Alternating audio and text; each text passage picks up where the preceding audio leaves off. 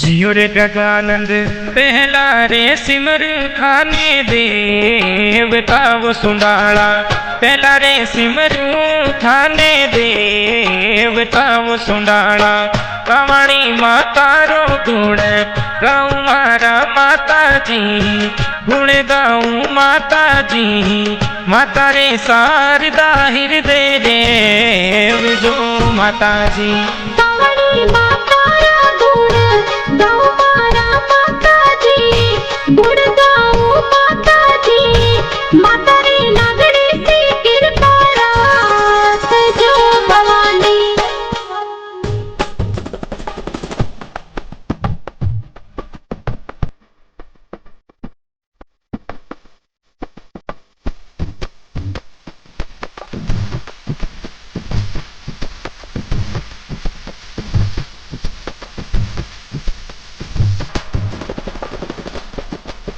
जियो रे कवाणी माँ सियाणा धरा पे थोरो देव रो माता जी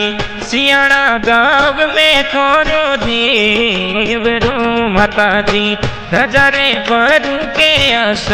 मन माता कावणी आसमान कावणी रूड़ो ने रूपाणो थोरो देव रो माता जी कवाणी माता रा गुण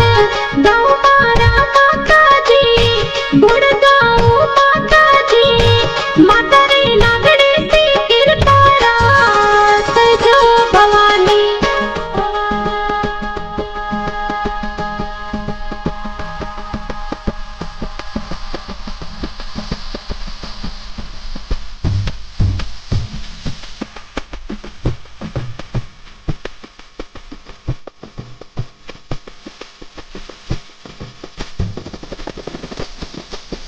पूज्यो माता जी चांदनी चौदस में मेड़ो